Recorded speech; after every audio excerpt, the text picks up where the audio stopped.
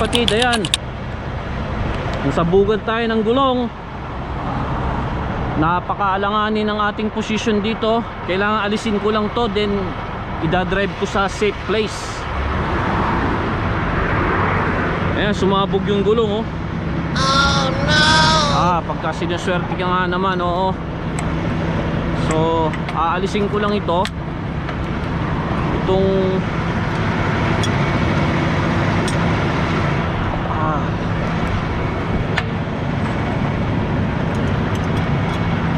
delikado kasi dito sa posisyon ko.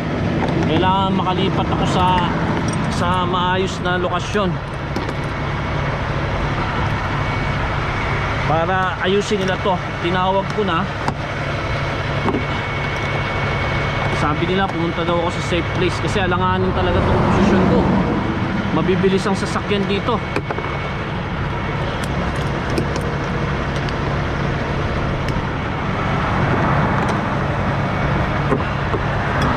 Iwanan ko na tong plastic na to dito sa gilid kasi wala na to, useless na to. Hindi naman na ito mapapakinabangan.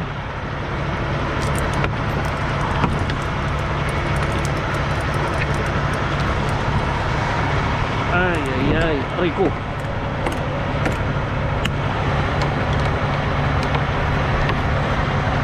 Kailangan makalis tayo dito agad ng mabilisan kasi baka banggain tayo dito, mahirap na. Safety first. Kasi sinuswerte ka nga naman, oh. Buti na lang naka overtake na ako dun sa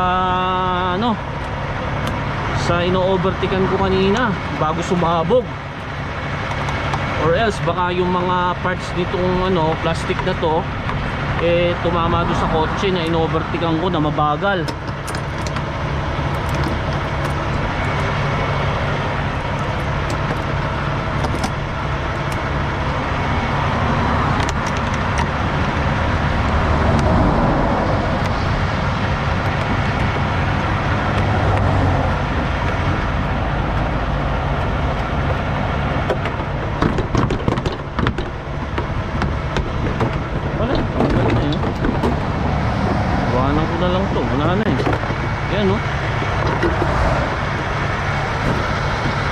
Ito kailangan pala to.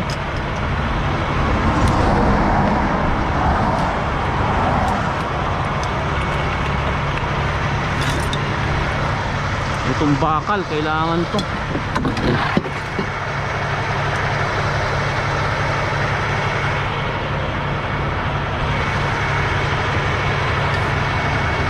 Wala, naputol na pala. Hindi na yan yung kailangan. Okay na yan. Sibat na tayo. Driving ko ng dahan-dahan to para sa dun tayo sa safe place. Mahirap dito. Tara.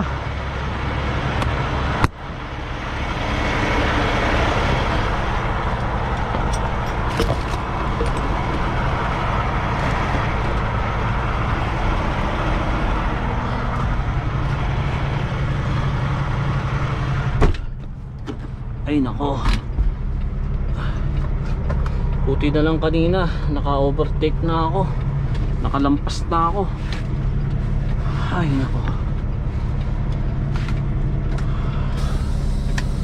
itong problema ngayon dahil inaalala ko yung gulong na yan kumalas. Pag kumalas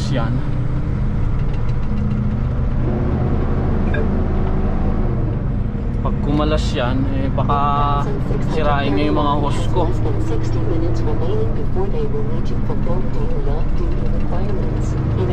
Dito na lang ako sa gilid. Malapit na lang yun. 4.5 kilometers na lang yung layo ko sa ramp Pa-exit na ako Kaya lang wala Dandahanin na lang natin. Basta wag lang tayo dyan sa karsada na to dahil mabibilis ang mga sasakyan dito Sana wag masira yung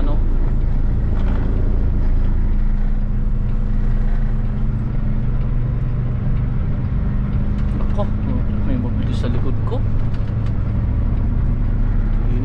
Meron siyang kasabay oh. Mga kamoting mga driver na to. Ito, may exit dito. Dito na lang ako. Mas safe dito. Dito na lang ako sa exit. Ito. At least dito nakakagilid ako. Exit 172.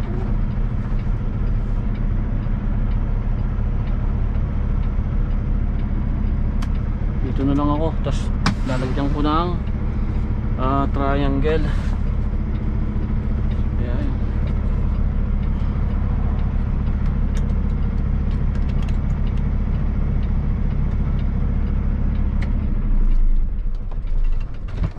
Lagyan natin ng triangle para sureball tayo.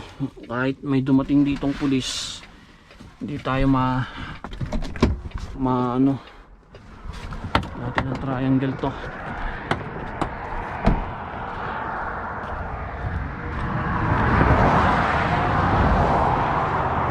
At least safe na rito kasi nasa gilid na ako.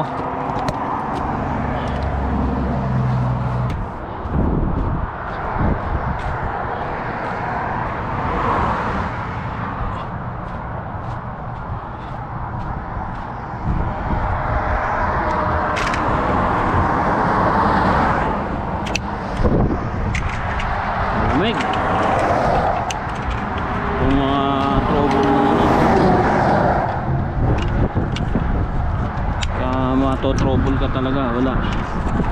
Ito mangyayari, wala na akong driving hours. Bale, okay lang.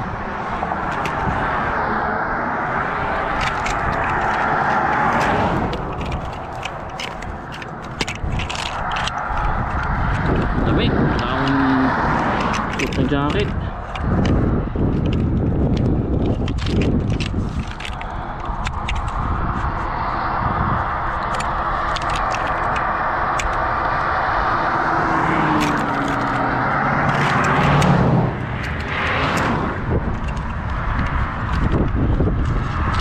Hindi winter. Kung winter na ngayon, mahirap.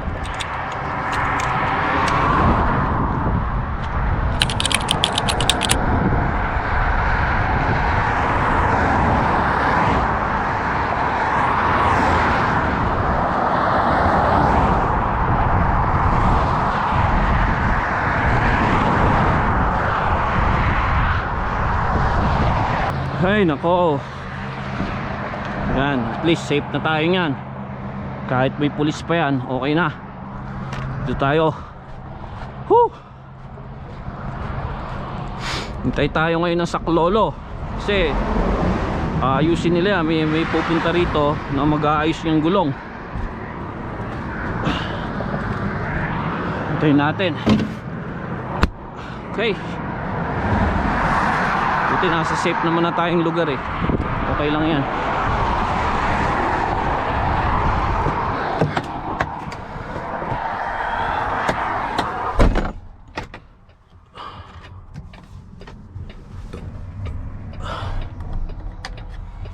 Okay, maya uli.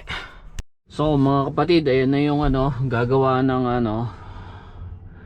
magpapalit ng gulong ko na sumabog.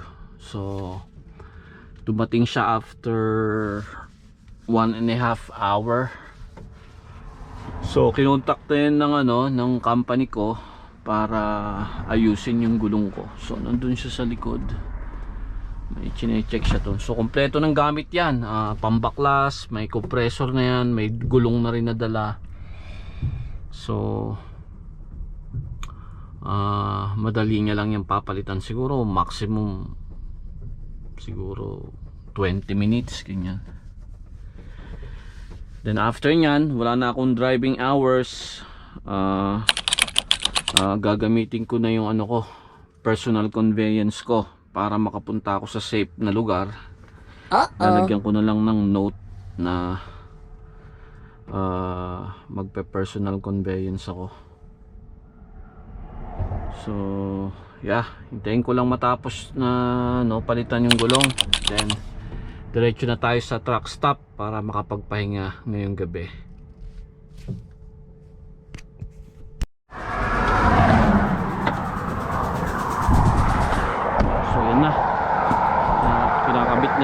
ano, kinakabit na yung aking gulong. Yun o, natanggal na. Ang bilis, di ba?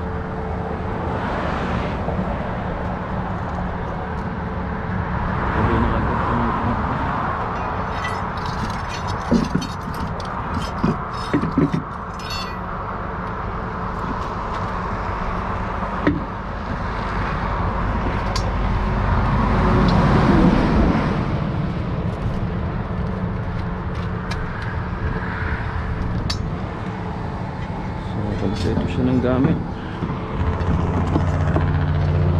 Kunin ko na yung aking mga kasi okay na. Kunin na natin yung triangle kasi matatapos na siya. Makalarga na rin tayo. Ay nako, imbis na natutulog na ako ngayon, wala. Nandito ako sa ano, Trans-Canada 1. Major highway to. Mabilis dito ang mga sasakyan. Okay. Alisin natin to.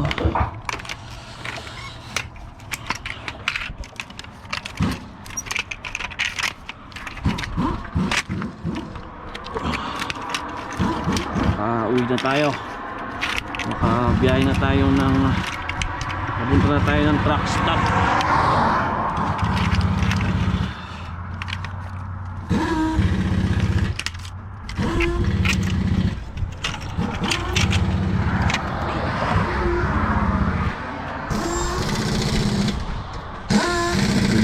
Trabaho no, automatic lahat yan yun.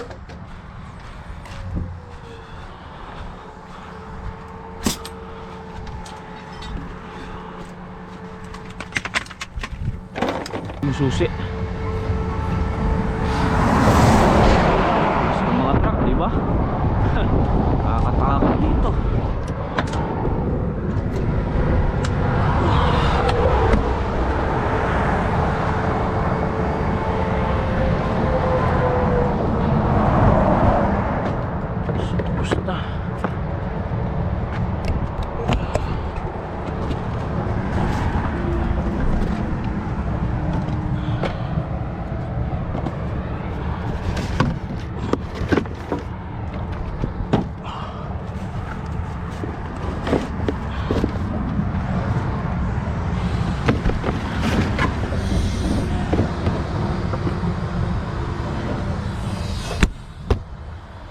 Balik natin to.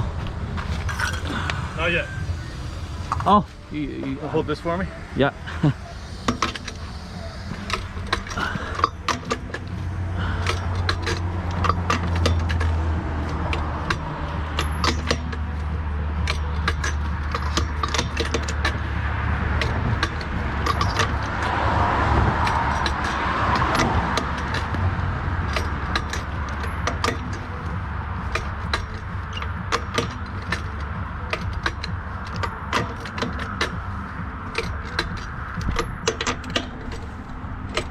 Perfect. Okay. Thanks. All right. Yep. I'll take care of this.